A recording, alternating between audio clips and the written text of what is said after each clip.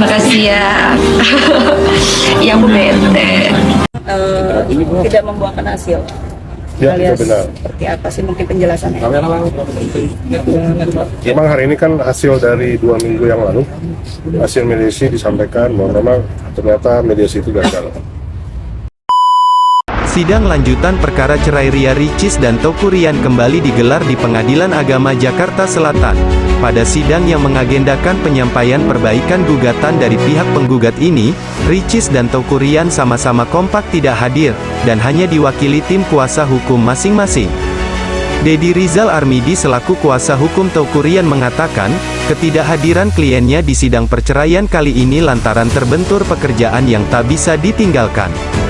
Deddy menambahkan, salah satu agenda penting dalam proses perceraian ini adalah pembuktian dari pihak penggugat yaitu Ria Ricis. Ia menunggu bagaimana hasilnya dari sidang tersebut.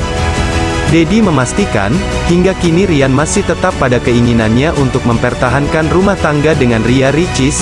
Pihaknya juga masih mengupayakan dilakukannya mediasi di luar persidangan.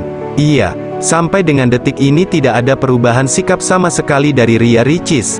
Intinya dia harus menjalani kehidupannya saat ini dan seperti biasa melakukan pekerjaan-pekerjaan dia, ucap Deddy Rizal Armidi.